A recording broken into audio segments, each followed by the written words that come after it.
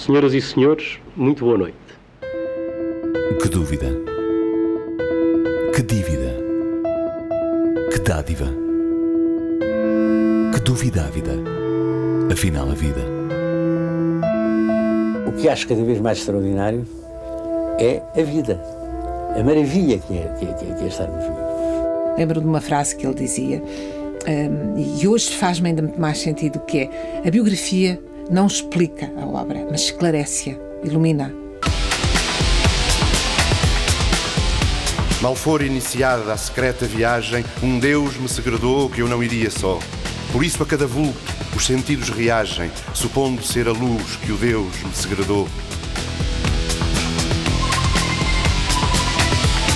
Brão Ferreira era fundamentalmente um grande escritor. Um escritor muito versátil, não apenas um grande poeta, mas também um grande ficcionista, um grande ensaísta, um grande crítico literário, um homem de teatro e um grande tradutor. Era um homem com extraordinário poder de sedução, uma sedução mista, intelectual, física.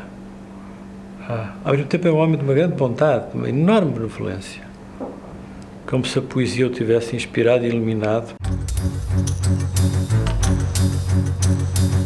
Aparentes senhores de um barco abandonado, nós olhamos sem ver a longínqua miragem. Aonde iremos ter? Com frutos e pecado se justifica, enflora a secreta viagem. 9 de dezembro de 1950. O meu primeiro livro está publicado. Realizado assim um dos meus sonhos mais antigos, persistentes e íntimos. De há quantos anos? De há 16 anos, pelo menos. Aos 7 que me lembro, escrevi o meu primeiro livro. Andava eu na 2ª classe. O avô adorava o número 7. Não sei se era superstição, se o que era, mas foi um número que o acompanhou ao longo da vida. O avô nasceu em 1927, a avó também. O primeiro filho, meu pai, nasceu no dia 7. Depois a segunda filha nasceu num dia 27. Eu também nasci a 27. E quando não havia 7, o avô arranjava uma maneira qualquer, um estratagema para parecer 7. Por exemplo, se entrava num hotel e lhe davam a chave do quarto 29, por exemplo, o avô dizia: cá está, 9 menos 2 é 7. 7 é um bom quarto. O texto mais antigo que encontramos, de 1934, que é uma frase muito engraçada, que diz: o David é republicano. O pai do David era um homem que era oposicionista ao regime, era um homem que vinha já da Primeira República. Viva a República! Viva a nossa irmã! Viva! Viva! David Ferreira, filho. O pai era um homem que trabalhou também com uma outra grande personalidade que se chamava Jaime Cortesão. É fundador desde a primeira hora da Seara Nova. Os momentos mais memoráveis que eu me recordo são os jantares em casa dos meus avós com o Rodrigues Miguel. Eram jantares de um entusiasmo que o meu avô, a volta e meia, dizia: calma, falem só 3 de cada vez. A agenda mais antiga que eu consegui encontrar é dos 12 anos do escritor. Rebentou a guerra. A Alemanha invadiu a Polónia. É no mínimo engraçado que uma criança tão nova tenha essa sensibilidade. Era uma brincadeira que eu gostava muito, ser jornalista. E então, em vez de brincar tanto com carrinhos, ou as polícias e ladrões, ou isso, percebe? Era a fazer jornais. Eu era o diretor do jornal, eu era o editor. Tenho aqui uma peça de teatro que ele dedica à sua professora de instrução primária e que é ilustrado. Pois aquilo tem tudo, quanto custa, tudo como aos livros, a sério. Era ilustrado pelo irmão. Azafamado com os preparativos para a estreia de amanhã, mas uma azáfama fria, sem emoção.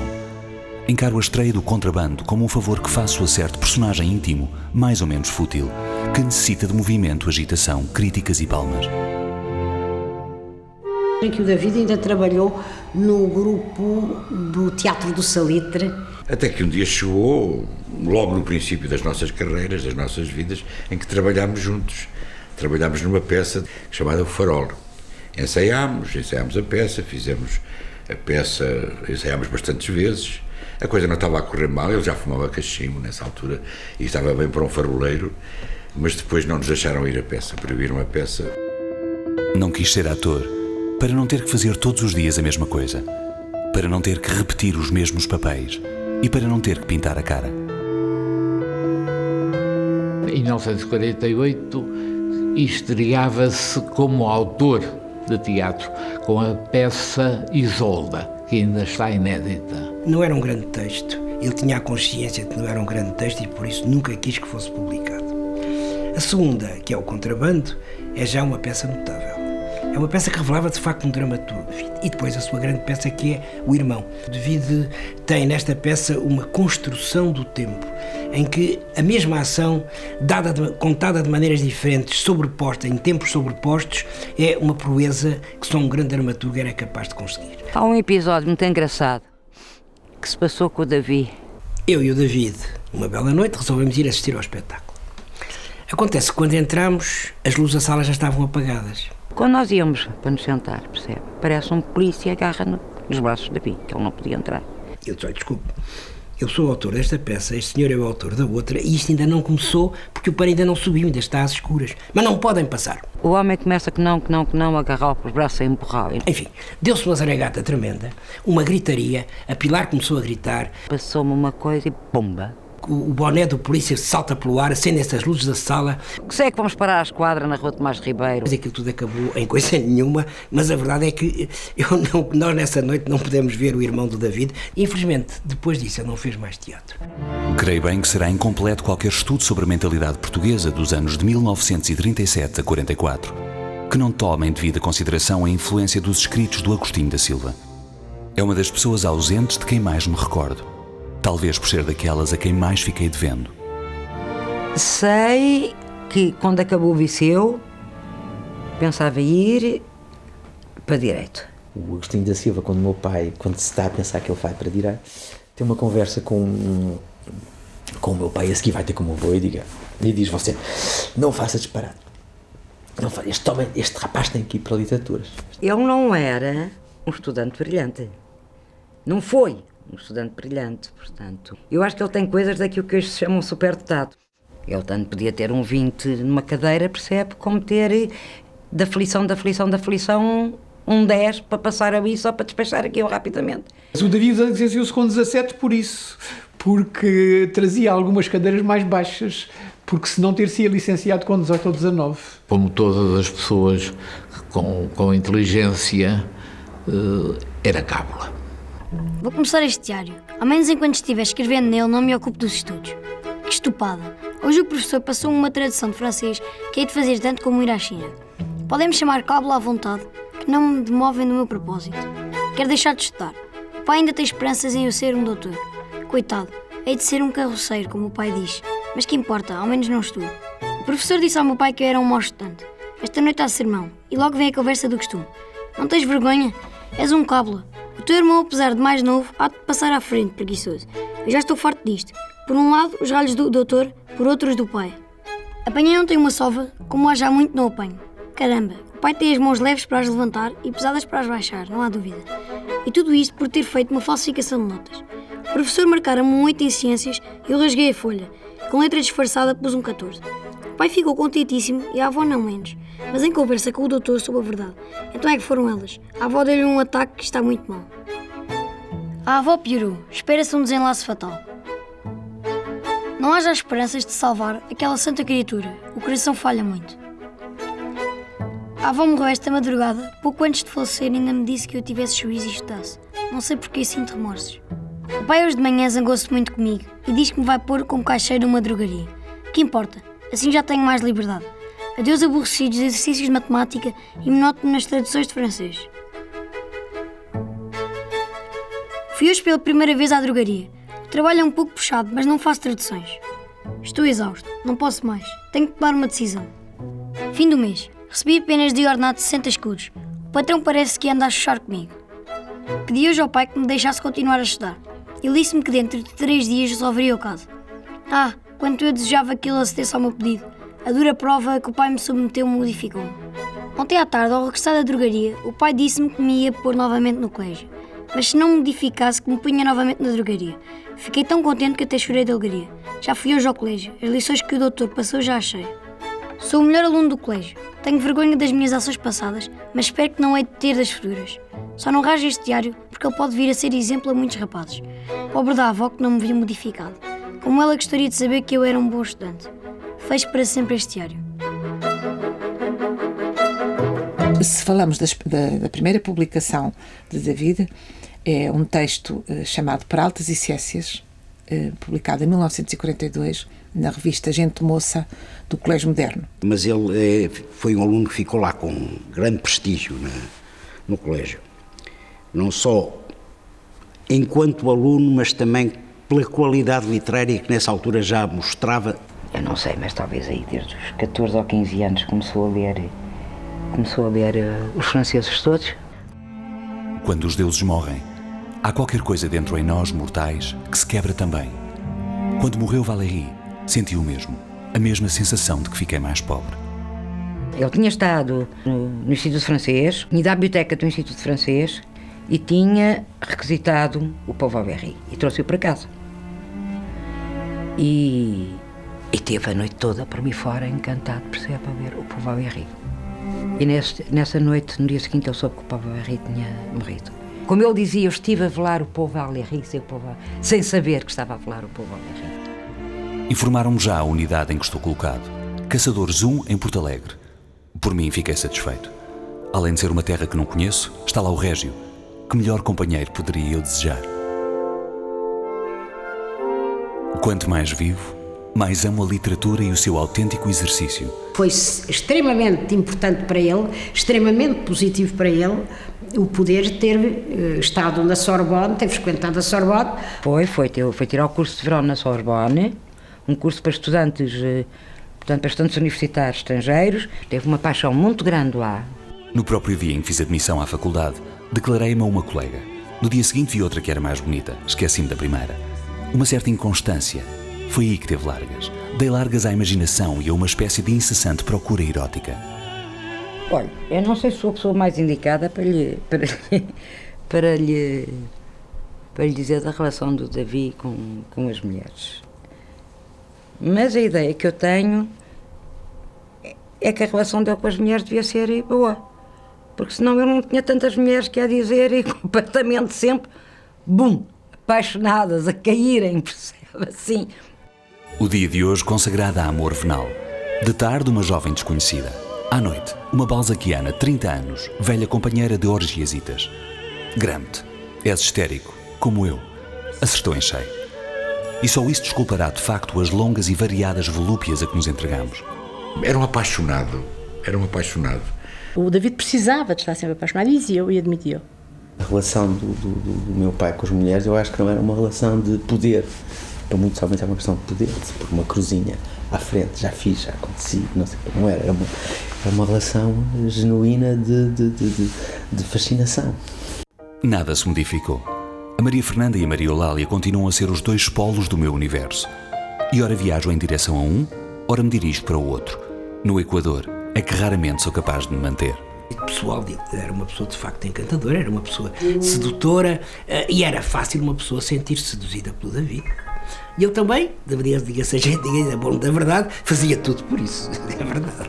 Depois de cada aparecimento do David na televisão, choviam cartas, algumas delas, que traziam fotografias das próprias autoras das cartas em atitudes e em posições deveras insólitas. Eu parecia assim um imã. Novas, velhas, mas quando eu lhe digo velhas, é velhas mesmo. Novas, velhas, assim, percebe? Fui hoje batizado na Igreja de Nossa Senhora de Fátima.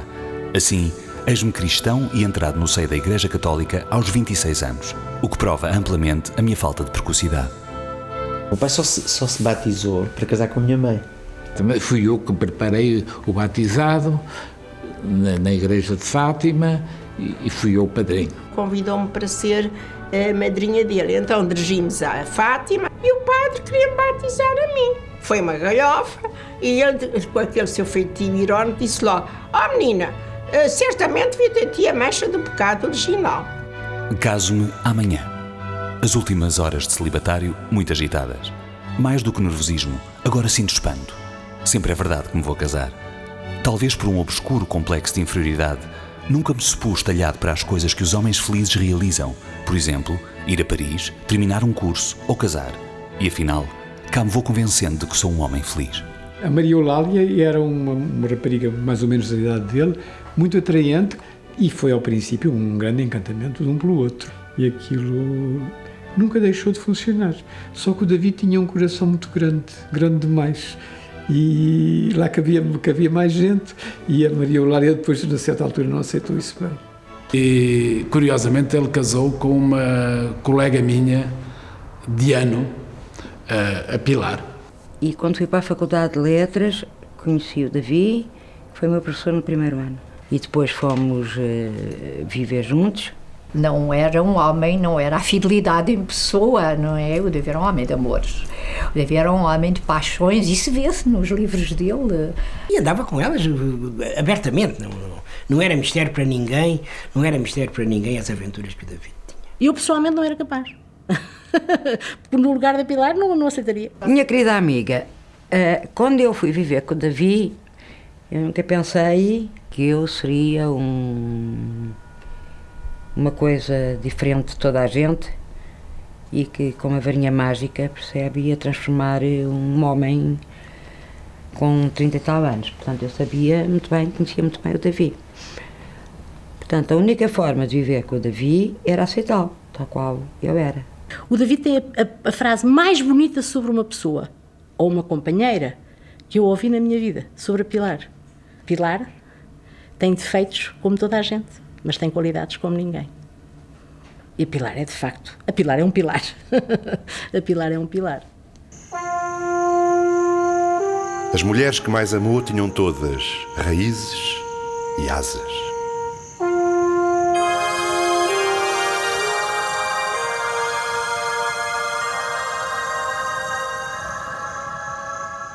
Mas o grande tema da obra do David acho que é o amor. Para ele, o corpo da mulher, o corpo da mulher, a relação sexual com a mulher era tão intensa, tão envolvente, tão apaixonada, tão erótica, que o David tinha muita dificuldade mesmo em entender que um homem se pudesse interessar por outro homem. A homossexualidade masculina é para mim qualquer coisa de impensável. Em contrapartida, a homossexualidade feminina não, porque acho que é um espetáculo que pode ser belo. Por consequência, eu admito que isso será, porventura, a minha única perversidade. Não sou sádico, não sou masoquista, não sou exibicionista. Se é perversidade gostar de ver 2 mulheres, ou 3, ou 4... Tinha certo fascínio pela homossexualidade feminina, de facto. O que eu me lembro dele dizer da homossexualidade masculina é que eles estavam a perder o melhor da vida.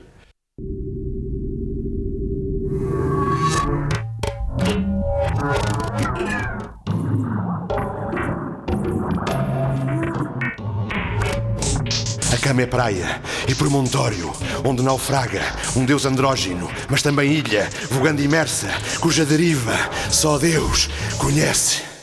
Há uma edição normal da música de cama que tem toda a obra erótica do David e tem alguns 3 ou 4 desenhos eróticos, mas contínuos.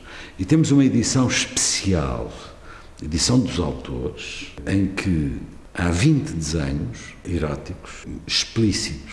A música de cama é um livro que nunca foi colocado no mercado e que só aparece, de facto, nas mãos de alguns poucos bibliófilos e colecionadores de arte.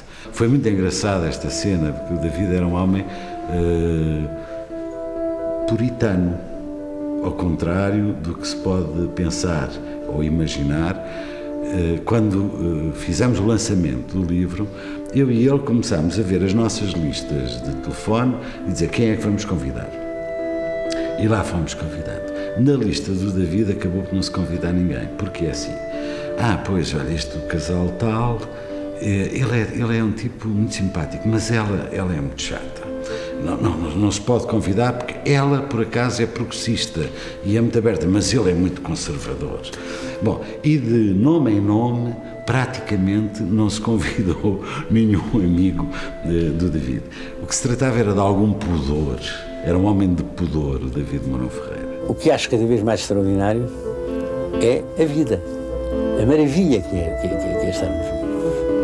Quando se fala na obra de David Mourão Ferreira e sobretudo na sua poesia, tem-se tendência a pôr a tónica toda nos aspectos eróticos que a obra tem, estão indiscutivelmente lá e são uma parte importante e muito sedutora dessa obra.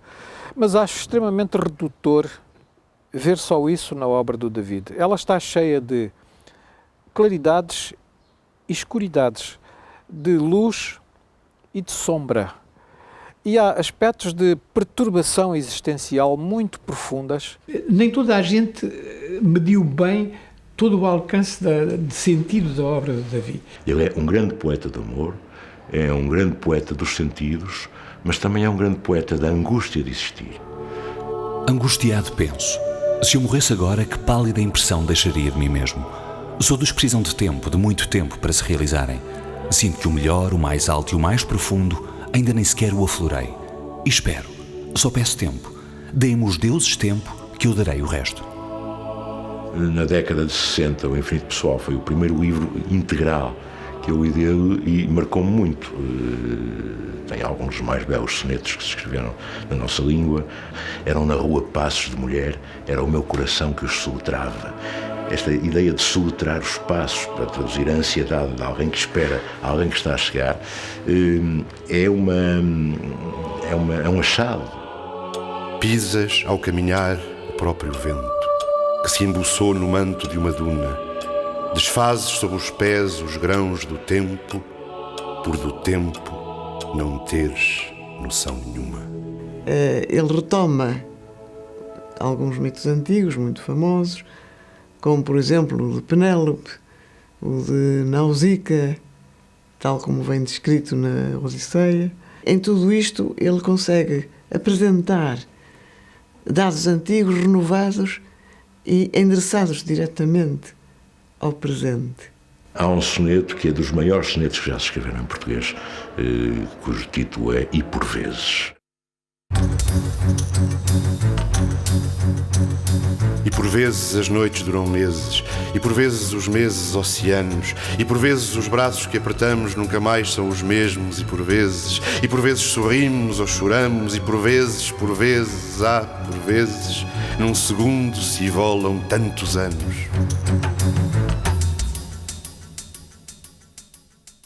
É o professor Oscar Lopes quem se lhe refere dizendo que ele tinha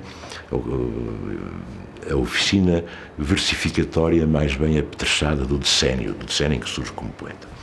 É realmente um prodígio técnico aquilo que ele consegue fazer. Ele consegue maiusculizar as palavras minúsculas. E o David era um poeta da tradição, mas que sabia introduzir a modernidade na tradição. Isso não é nada fácil.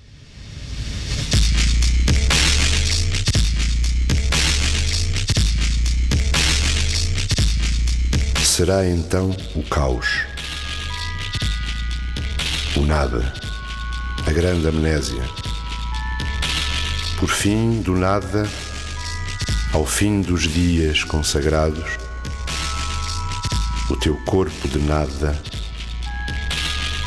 coroado de milhões e milhões e milhões e milhões de cabeças de nada, do nada se erguerá. Gigantesca medusa, terrível testemunha, para que em julgamento o nada que nós fomos, de nada nos acuse. O meu pai era completamente avesso às novas tecnologias. Completamente. Nem sabia como é que se mexia. Nem sabia. Num próprio giradiscos.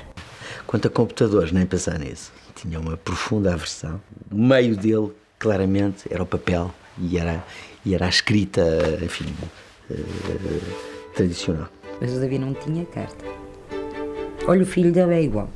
Eu não guio, o meu avô nunca aprendeu a guiar e meu pai deu lições, mas foi dissuadido de continuar porque invadiu uma esplanada com o automóvel. Portanto, foi uma questão de civismo, meu pai não tirar a carne. Moral da história, andava sempre de táxi. Uma das vezes que foi de táxi, explicou ao motorista para onde queria ir. O motorista não gostou, porque achou que o meu pai estava a meter-se onde não era chamado. E O meu pai disse, olha, vá ali, atravessa o parque, Eduardo VII. E às tantas, a meio do caminho, o taxista perguntou-lhe: com maus modos, e o senhor sabe como é que se chama a rua? E o meu pai, por mera cá, sabia que ela se chamava Avenida Cardeal Cerejeira. E o motorista aí trava, olha pelo espelho retrovisor e diz, caramba, o senhor, desculpe que lhe diga, mas tem uma cultura acima da média. Ele tirava muito o pulso à sociedade pelos táxis, é engraçado. O que acho cada vez mais extraordinário é a vida, a maravilha que é estarmos vivos. Quase só me encontro com a gente da Távola ou ligada à Távola ou em função da Távola. Mais do que um grupo, somos um movimento. É um movimento que recusa a subordinação da arte e da literatura a um combate político. Nessa altura o David apreciava muito uma frase do Afonso Lopes Vieira que dizia que havia gente que entrava na poesia como um rinoceronte num jardim, e então resolveu dar o nome à revista de Arame Farpado, para que não entrassem ali os rinocerontes. Eu achei graça, mas preferi Távola Redonda. Criou a Távola Redonda, criou depois o Graal. Um dos poetas favoritos deles era o antigo Café Chave de Ouro. Nós corríamos a cidade de ponta a ponta quase todos os dias. Era dos raros lisboetas que nós conhecíamos. Naquela altura nós ficávamos muito espantados que alguém tivesse nascido em Lisboa. Tinha tudo, toda a parte. O meu pai gostava muito de Lisboa.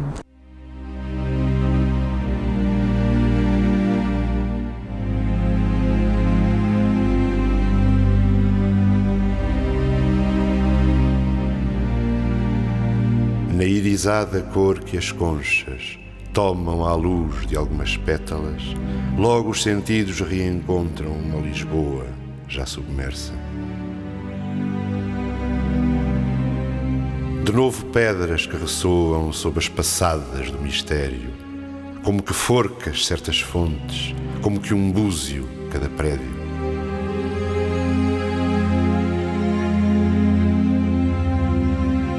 Para mais tarde, sonhei ainda com um livro de novelas intitulado, talvez, As Manhãs de Lisboa. Apareceu com 4 novelas que eram modelares do ponto de vista da construção literária. Mas a principal protagonista destas 4 histórias é talvez a própria cidade de Lisboa. Nas novelas Gaivotas em Terra há uma recriação poética a partir de um cotidiano lisboeta muito intensamente vivido. É um livro notável, As Gaivotas em Terra, dos quais até há uma que foi filmada, que é E aos Costumes disse nada.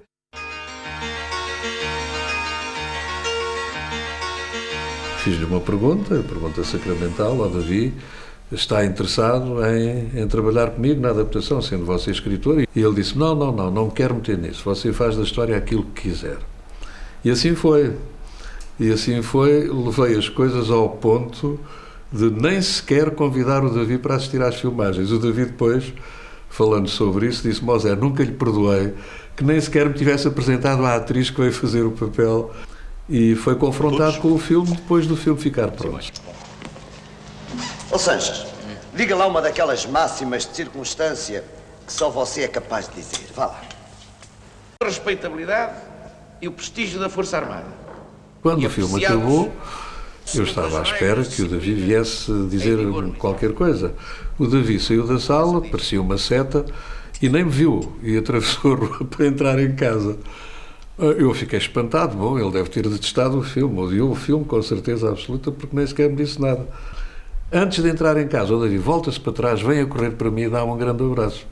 E diz-me, olha, gostei muito do filme. Bom, fiquei tranquilo, como imagina. Na ficção, a meu ver, há 2 obras fundamentais, já as mencionei, Gaivotas em Terra e o Amorfoísmo, há também Os Amantes e Outros Contos, são extremamente importantes. A maneira de contar é extremamente moderna nos contos de Davi, até porque muitas vezes ele deixa no ar fios, quer dizer, que é um bocado omisso, não conta a história toda, deixa mistérios.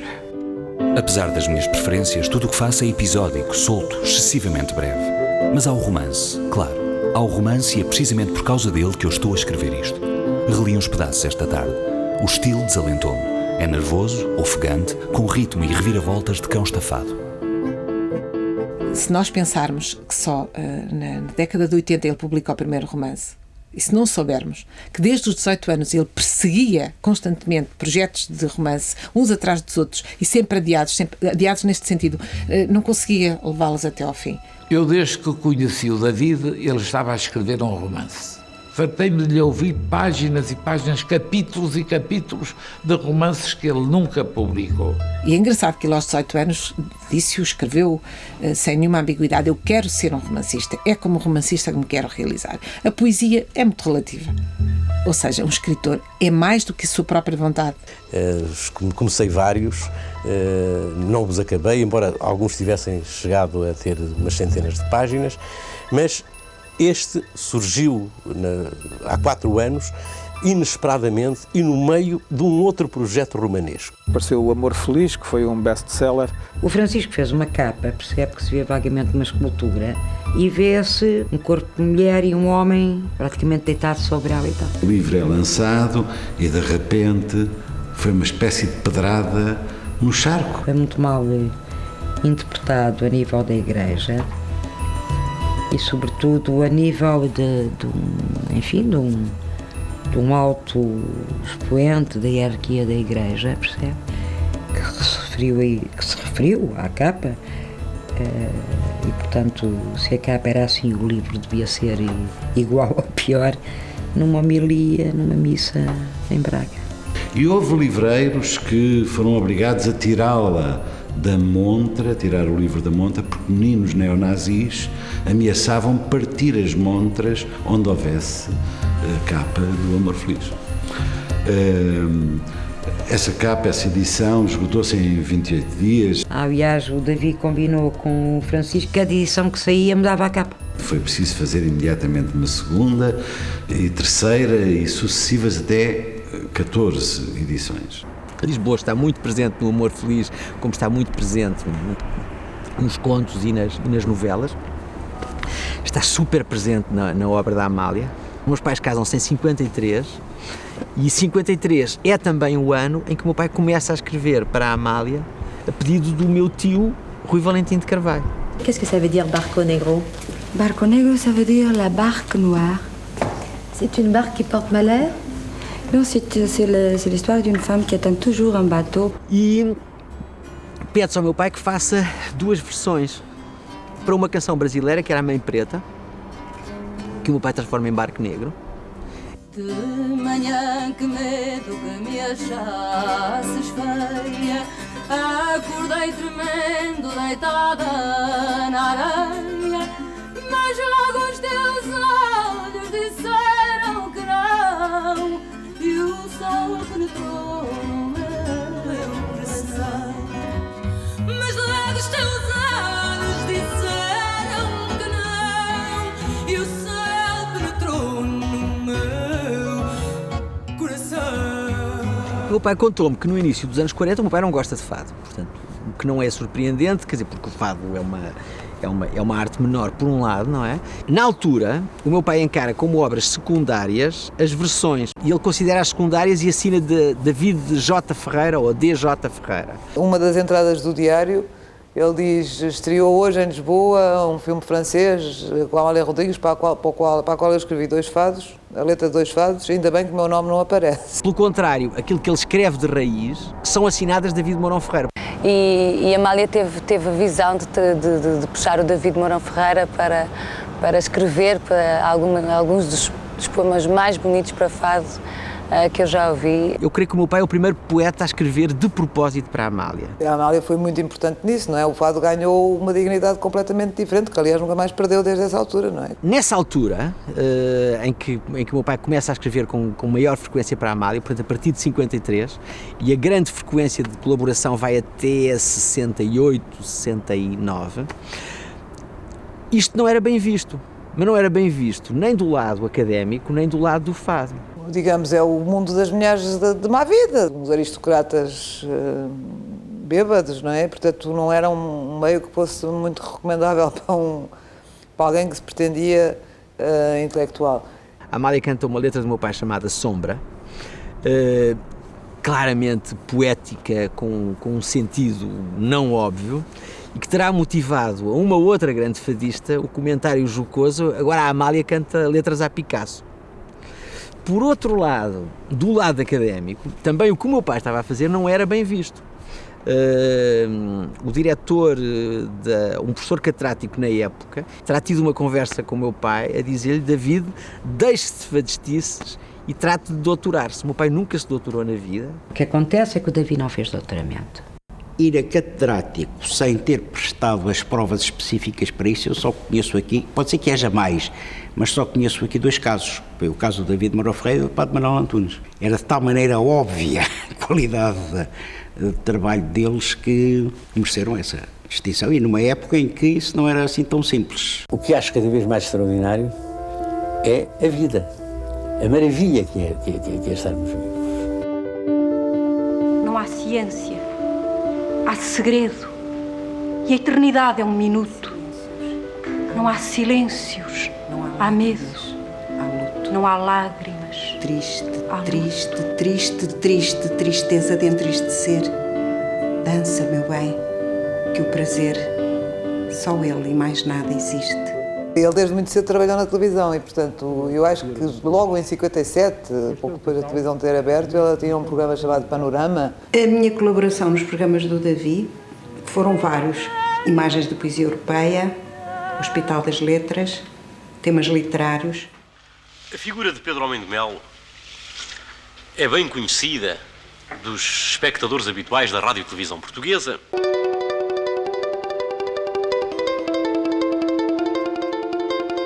Davi escreveu muito mais e falou muito mais sobre os outros, divulgou muito mais os outros, sobretudo os grandes vultos que ele apreciava e que achava que estavam na sua época, que já estavam esquecidos na sua época, do que horas que dedicou ao seu próprio trabalho. Eu era muito jovem e tinha pouco dinheiro, mas, por exemplo, uma crítica dele fez-me comprar o primeiro livro de poesia moderna que eu comprei, chamado O Pão e a Culpa, de Vitorino Nemésio. Uma grande capacidade crítica e uma grande capacidade polémica também. Uma fase em que esteve bastante ativa em polémicas literárias. Em alguns casos, pessoas com quem se reconciliou, noutros casos não. Algumas muito duras, com Gaspar Simões ou com o seu primo João Palma Ferreira, que aí eu creio que ele próprio deixou de ser o homem elegante que costumava ser, mesmo até às vezes em polémica. E ele teve, por exemplo, também uma polémica com o José Augusto de França. Vinha um dia, não sei de onde, talvez um bocadinho alegre. O David, exaltado, foi ter à casa do José Augusto de França e desafiou da rua para a janela, onde ele apareceu, porque ele o chamou, a virem para a rua, com certeza, para uma cena de pugilato. Aparece à janela, ou à varanda, de roupão, olha cá para baixo, percebe e diz: "Oh, David Ferreira, você desculpe lá, mas eu já estou em roupão, não me dá jeito nenhum agora ir à rua, não podemos resolver isto amanhã." E um dia em que o David entrou numa livraria e que estava lá o José Augusto de França, o José Augusto, quando vê o David, levantou as mãos ao alto, rendendo-se. Todavia era um homem com coragem física, apesar de ser de aparência frágil. David não era apenas um crítico literário, era também um ensaísta que se punha, em termos muito interessantes, a problemática de ser europeu. As pessoas que em Inglaterra, nas diferentes universidades, assistiam às conferências de David, constituíam um público bastante diversificado. A verdade é que as salas ficavam cheias e durante muitos dias subsequentes às conferências não se falava noutra coisa senão na ida do David a Londres ou a Oxford ou a Leeds, onde fosse. David é uma grande figura da cultura europeia, profundamente influenciado sobretudo pela cultura da Europa mediterrânica. Gostei sobretudo de uma coletânea de crônicas, discurso direto, em que David Mourão Ferreira fala da Itália e do seu amor para a Itália. Itália, para David, acho que era a mulher mais interessante que há no mundo.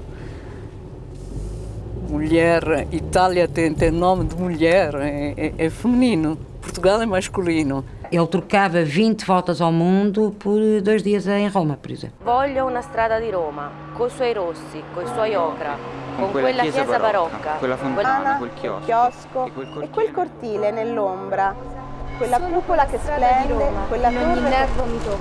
Perciò la voglio così tanto.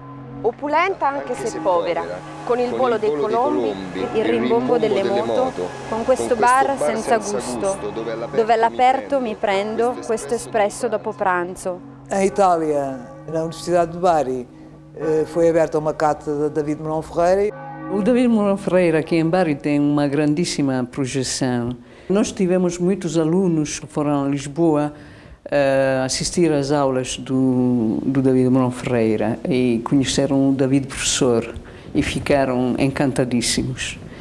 No âmbito do site que estamos a construir, vamos fazer um fan club do David. No âmbito das atividades da Cátedra David Mourão Ferreira, pensamos lançar o prémio Europa David Mourão Ferreira. Neste sentido, eu acho que o prémio pode dignamente homenagear o poeta David Mourão Ferreira, que tinha uma verdadeira paixão para esta noiva sempre adiada, que era a Europa. Com um livro na mão, com um lenço ao pescoço, uma expressão cansada, a palidez inquieta de quem andasse ao vento ou trouxesse no rosto, em vez de pó de arroz, um pó de biblioteca. Onde quer que o avisse, uma coisa era certa. Numa rua, num bar, num museu, numa doca, dava-me a entender que estava à minha espera. Dava-me a entender que se chamava Europa. Traduziu poetas de todas as épocas. Vê-se que a tradução não era apenas uma atividade que ele tivesse empreendido para esse efeito, era uma atividade que acompanhou a sua criação literária ao longo de toda a vida. O passatempo que ele fazia, como outras pessoas fariam palavras cruzadas, ele traduzia poesia. Mas ele dizia, Joana, eu escrevi cerca de 600 poemas e tenho quase tantas traduções como poemas. Deixa ficar a flor, a morte na gaveta, o tempo no degrau. Conheces o degrau, o 7º degrau depois do patamar, o que range ao passares, o que foi esconderijo do maço de cigarros fumado às escondidas. Deixa ficar a flor, e nem murmures, deixa, o tempo no degrau, a morte na gaveta. Conheces a gaveta, a primeira da esquerda, que se mantém fechada. Quem atirou a chave pela janela fora? Na batalha do ódio, destruam-se, fechados, sem tréguas, os retratos. Deixa ficar a flor. A flor? Não a conheces. Bem sei. Nem eu. Ninguém. Deixa ficar a flor. Não digas nada. Ouve. Não ouves o degrau. Quem sobe agora a escada? Como vem devagar. Tão devagar que sobe. Não digas nada. Ouve. É com certeza alguém que traz a chave. Deixa ficar a flor.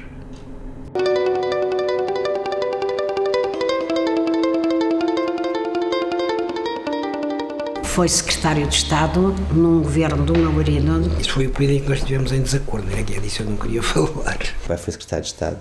Numa altura complicada, logo a seguir ao 25 de Abril, de repente disparam loucamente os subsídios e atinge uma altura insustentável. E, portanto, torna-se inevitável que haja um mal da fita qualquer. Mas o David sabia o que queria para a Secretaria de Estado da Cultura e sabia que cultura queria, mas não teve tempo, nem os meios. Ele é claramente contra a partidarização, em primeiro lugar, fosse do que fosse, e relativamente à cultura, em primeiro lugar. Para uns, o Davi era um perigoso homem de direita, conservador. O Dr. Perdigão achou que um dos serviços que fazia falta, que se chamava as bibliotecas itinerantes, o Branquinho depois começou a ficar doente e sugeriu-lhe o Davi como seu continuador. Mas quando o Branquinho disse ao Dr. Perdigão, ele disse: esse rapaz é muito inteligente, mas tem uma coisa, é um bocadinho vermelhusco.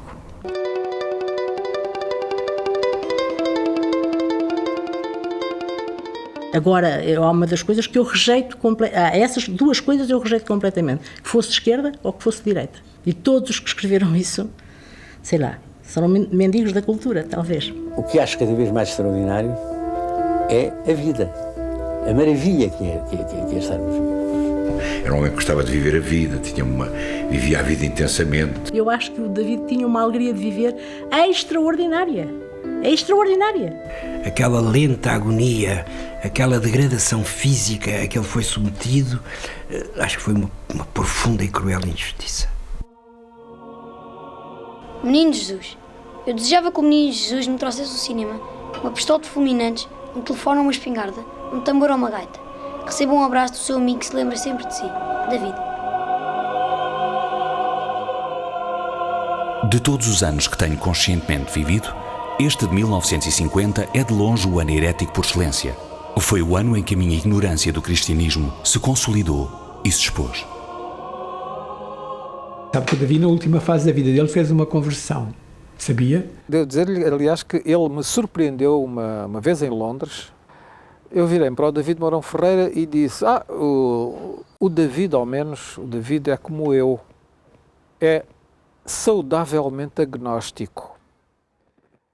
E aí começa o David a dizer: bom, sabe, Eugénio, não é bem assim, bom, sabe, eu mudei um bocadinho e tal. Achava que era impossível das pessoas mais inteligentes que eu já conheci, como o David, acreditar no milagre de Fátima. Achava que era impossível. E um dia disse isso, num jantar em casa de amigos. E o David, não tenho a certeza, mas não foi isso, foi parecido, chamou-me estúpida. Isto deu um drama enorme, porque o jantar ficou estragado, era em casa de amigos nossos, eu fiquei com remorsos porque o jantar ficou estragado, chorei o fim de semana todo, o meu marido tentou consolar-me, e eu segunda-feira liguei para a Gulbenkian para o David, e diz ele: também eu fartei-me de chorar, mas o que é que tu tens? Quer dizer, foi assim. Portanto, está a ver que o David era um crente total. E eu vim a saber que o David tinha dado a volta para o lado da religião. Especialmente por um momento mau que ele passou a bordo de um avião. A história de um avião para o Brasil. O David fez uma promessa e, portanto, ficou agarrado à promessa. E na altura de partirem, percebe, 2 polícias levaram ao avião um rapaz brasileiro, que era um travesti, sob prisão para ele ser devolvido ao Brasil. Mas não ia ninguém com ele. Ele saltou do lugar e entrou no cockpit. E o que é que ele fez? Tinha uma daquelas bombas, uma coisa qualquer paralisante, e deitou aquilo tudo por cima do piloto, copiloto, comandante, navegador, tudo, quando estava dentro, E eles, a única coisa que percebem é que o avião, que já devia ir em piloto automático, tranquilamente pelo Atlântico fora, começa em voo picado, tudo para via abaixo. O David, diz que a certa altura olhou pela janela e que viu o mar. Viu o Atlântico, muito mais perto do que é natural. Deu-se a sorte que no avião ia uma tripulação daquelas que nestes voos do Brasil fazem muito, percebe? Mas apanharam um susto que não foi brincadeira. Mas não era só isso, quer dizer, a verdade é que ele vivia perturbado com o problema de acreditar ou não acreditar em alguma coisa. E eu, a propósito disso, questionei qual era a postura dele perante a religião. E ele disse-me: em caso de dúvida, o melhor é acreditar sempre. Daí a partir dos 50 e poucos anos, o Davi começa a ter, enfim, uma necessidade de encontrar, que nunca encontrou, uma fé em algo que vá para além desta terra. Ele refletia todas as noites antes de deitar, percebe? Estava sentado sempre 10 minutos à beira da cama, percebe? Para onde levaste a criança que foste? Em vez da tua voz, que ciprestes são estes? Como dizer Natal se te não vejo hoje? Como dizer Natal agora que morreste? partir do princípio dos anos 60, quase todos os natais escreve um poema de Natal, que irá integrar um livro que primeiro é publicado em separado, o Cancioneiro de Natal, e depois mais tarde vai ser um capítulo permanente que vai crescendo dentro da obra poética dele. Este homem, que foi um sedutor, inegavelmente, não é? E que, além de sedutor, por vezes se aproximou mesmo da libertinagem e, no entanto, ao mesmo tempo, o que é raríssimo, uma figura deste género, que é complexa e contraditória, era um chefe de família e que adorava os filhos e os netos, e os natais traduzem isso. A família tinha um peso enorme. Apesar de ter tido só 2 filhos, teve 10 netos. O meu pai era das primeiras pessoas a aparecer na maternidade. E tinha sempre uma preocupação, era ver se nascíamos com o carimbo Mourão Ferreira. O carimbo Mourão Ferreira, nós temos todos a boca grande, como o avô, e assim faz aqui uma covinha. Por exemplo, o Tomás, que é o último neto do avô, o 10º, quando nasceu, o avô estava todo contente porque dizia que era igualzinho ao avô, só faltava, além do carimbo, ter nascido com o cachimbo. A mãe, percebe? Com quem nem sempre as coisas corriam bem. Dava raspanetes, dava. Não, minha avó era uma mãe mediterrânica, com uma grande autoridade, era uma verdadeira matriarca. Tivesse ele na China ou não sei onde, percebe? Ele tinha que telefonar 2 vezes à mãe, de manhã e à noite, para saber se ela já estava deitada, se não tinha escorregado no corredor, se não tinha partido uma perna, se não sei o quê, não sei o quê. Há de vir um Natal e será o primeiro em que se veja à mesa o meu lugar vazio. Há de vir um Natal e será o primeiro em que hão de me lembrar de modo menos nítido. Há de vir um Natal e será o primeiro em que o nada retoma a cor do infinito.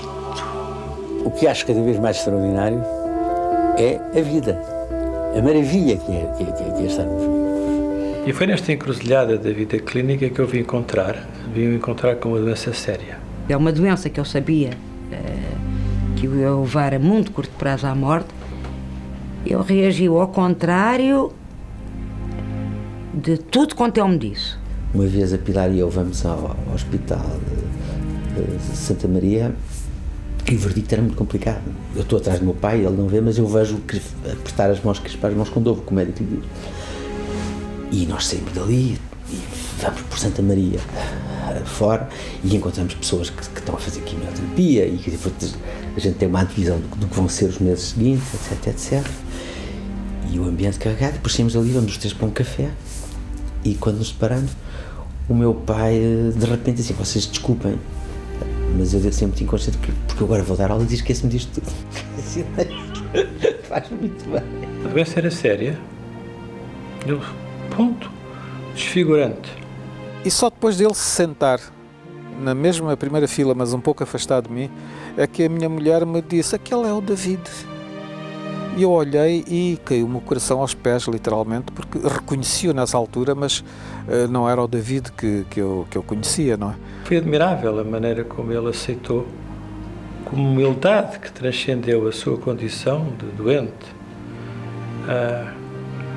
E por isso ele não se opôs a que uma romaria de pessoas, discípulos e discípulas, admiradores, admiradoras, amigos, o visitassem até praticamente ao fim.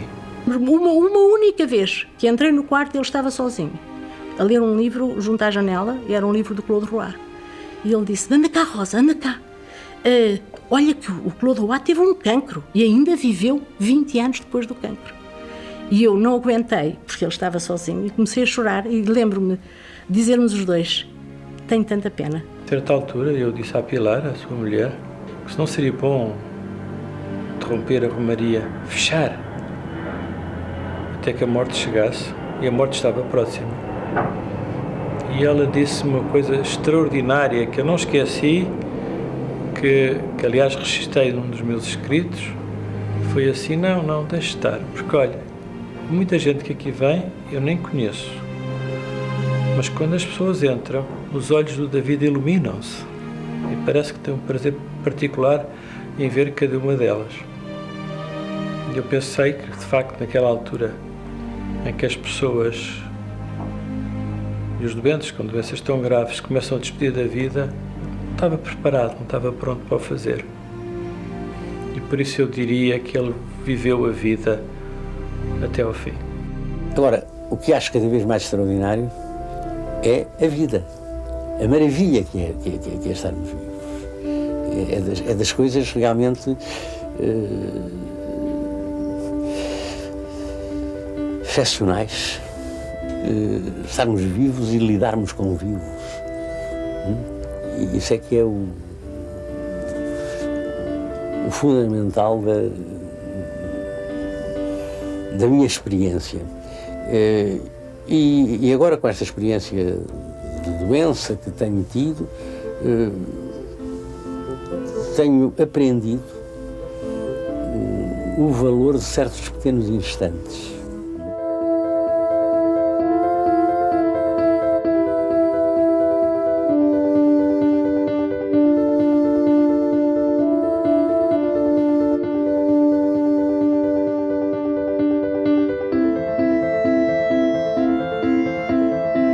Quando ele morreu, eu escrevi uma coisa na colóquio a dizer que perder-se uma pessoa daquelas é tão uma catástrofe tão grande como perder uma cidade ou uma biblioteca destruir-se, porque não era uma pessoa como as outras, mas não era uma pessoa como as outras. Temos pessoas que ainda choram, que conheceram o David e choram com lágrimas.